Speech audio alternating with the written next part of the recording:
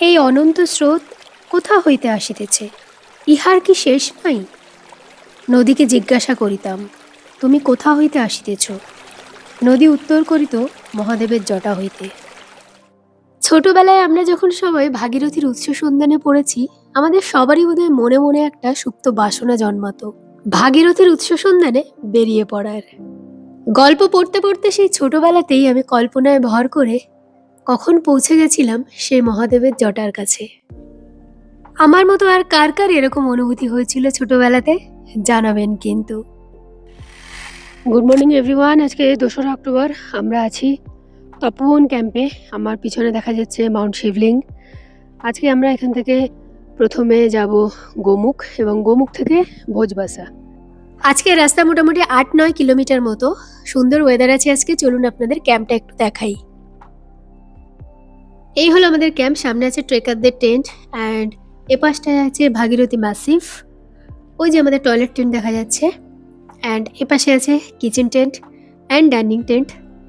এ পাশে আরও অনেক দল ক্যাম্প ফেলেছে, তাদের টেন্ট আছে। আর আমরা সামনে এই পাশে দেখতে পাচ্ছি এটা মেরু পর্বত অ্যান্ড মাউন্ট শিবলিং। এবার আমি একটু হাইটগুলো বলে দিই। মাউন্ট শিবলিং 6543 মিটার, তার ডান দিকে আছে মাউন্ট মেরু। এখানে 3টে পিলার আছে। একদম বাঁ দিকে হচ্ছে মেরু সাউথ 6660 মিটার, মেরু সেন্টার 6310 মিটার এবং ডান দিকে মেরু নর্থ 6450 মিটার। এর মধ্যে কিন্তু মেরু সেন্টার হচ্ছে সব থেকে বেশি টেকনিক্যাল পিক। 1500 মিটারের খাড়া গ্রানাইট ওয়াল আছে, যেটা কিন্তু ক্লাইম্ব করতে হয়।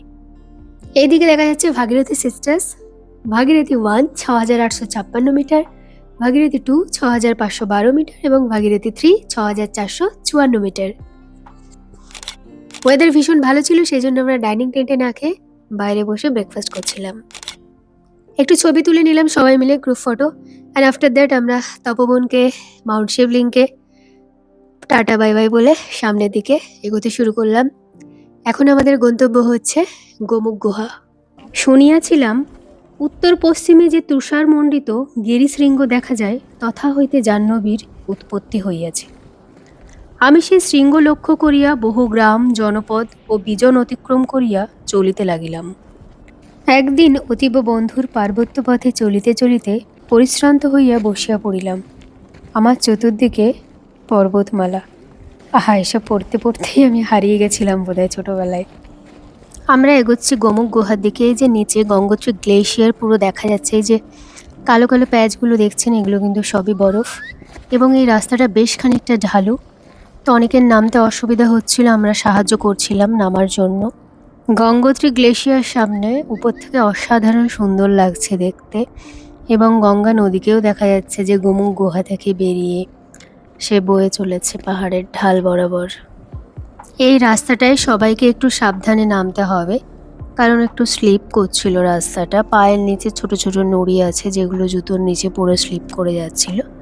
একটু সাবধানে নামতে হবে। আর আমাদের মাথায় রাখতে হবে যে ওঠার থেকে নামার সময়ই কিন্তু অ্যাক্সিডেন্টটা বেশি হয় বা স্লিপ করে পড়ে যাওয়ার চান্সটা অনেক বেশি থাকে। তো হাঁটার সময় সবাইকে সাবধান থাকতে হবে।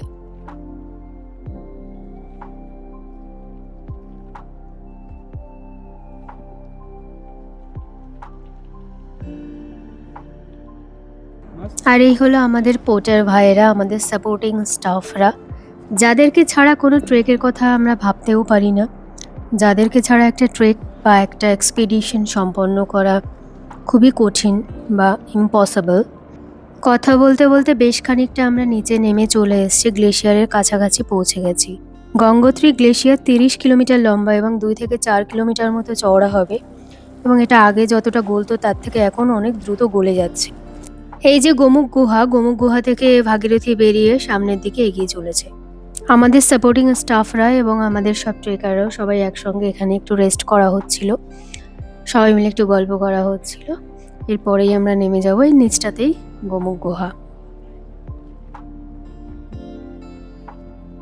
শিব ও রুদ্র, রক্ষক ও সংহার, এখন ইহার অর্থ বুঝিতে পারিলাম। মানসচক্রে উৎস হইতে বাড়িকোণার সাগরোদ্দেশে যাত্রা ও পুনরায় উৎসে প্রত্যাবর্তন স্পষ্ট দেখিতে পাইলাম। এই মহাচক্র প্রবাহিত স্রোতের সৃষ্টি ও প্রলয়রূপ পরস্পরের পার্শ্বে স্থাপিত দেখিলাম। নদী, তুমি কোথা হইতে আসিয়াছ? ইহার উত্তরে এখন সুস্পষ্ট স্বরে শুনিতে পাই, মহাদেবের জটা হইতে।